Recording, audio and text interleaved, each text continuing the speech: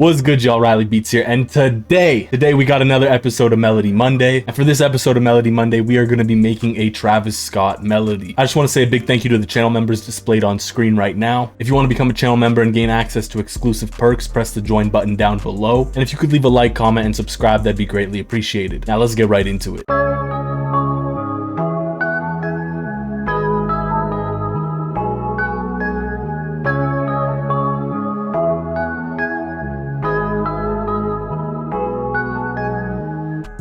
Oh, okay, let's break it down. So breaking this down from instrumentation and BPM is a little bit difficult because Travis Scott has a very wide range of sounds. You'll hear him on some faster beats that are around 170. You'll hear him on some slower beats around 120. So I guess that's kind of the BPM range. You can go anywhere in there. It depends on what kind of vibe you're going for a bit more. Instrumentation, it kind of falls under the dark trap vibe, so you will use Omnisphere most likely at some point. It's very possible that you'll use bells, keys, leads are pretty common, and a synth bass. A few very important effects for these kinds of melodies, which is detune, which you can do with RC20, Isotope Vinyl, or any other similar plugin. And to help achieve that psychedelic effect that you get in a lot of Travis Scott songs, you can use a flanger. So let's break down the melody. So for this melody, I did not start out with my bass notes. What I actually started out with was a 1-5 chord progression, and this is super common in Travis Scott songs such as Houston Fornication, Sicko Mode, Highest in the Room, and many more. So here I have my 1-5 chord progression. This is the 1 chord, obviously. I'm in C sharp minor. And then here I have an inverted 5th chord. So if we bring up these 2 bottom notes, you'll see this is the triad. And then I inverted it by just bringing these 2 notes down an octave.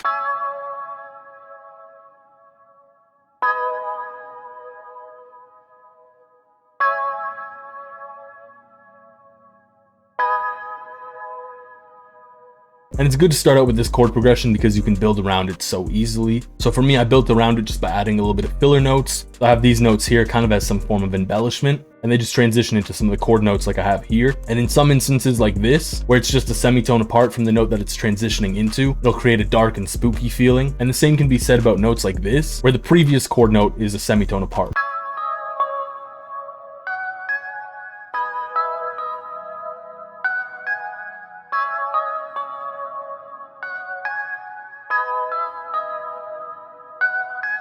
Then from here, I added my bass notes, and to add my bass notes, I just used chord notes. So for example, here I have the first note of the chord, which is C sharp, and then here I have the third of the chord, which is E. Then for my next chord, I had the first of the chord, which is the G sharp, and then I played that again, but up an octave.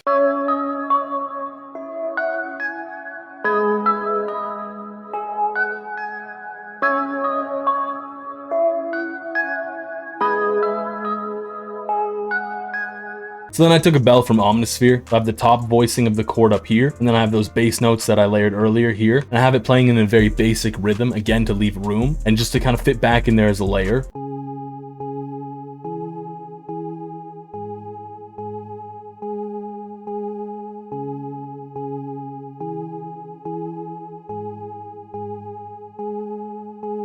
So then from there, I added in this synth bass, and pretty much my bass is just playing the first of the chord, then it's going up to the third of the chord, and then it's playing that for the next chord, which is the 5th. So here it's playing the first of that chord, and then it's going up to the third of the chord. And I use the 5th interval of each chord here, here, and here to kind of glide up to, and then it would glide back down into the third. Kind of just sounded cool. And because this is going down, instead of using the 5th, I use the first of the chord.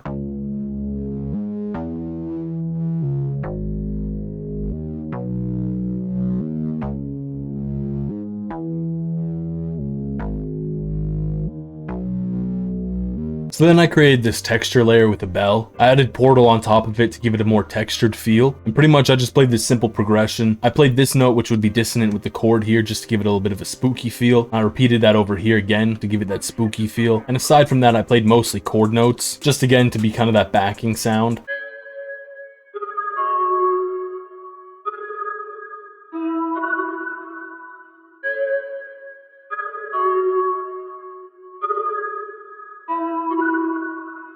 Then I exported it and put the fade stereo option on it. And what the fade stereo option does is it fades from one stereo ear to the next. And then I made this really simple piano melody. So pretty much for these notes here and here, it's just following the notes from the synth bass. Then here I go up to the 5th of this chord, which is the 2nd interval of the scale. And this transitions really well back into the 1st. So it's transitioning very well back into this note here. And then on top of that, I just have it playing the 5th and the 6th, which are notes that are just a semitone apart. So it's giving it that spooky and dark, eerie feeling.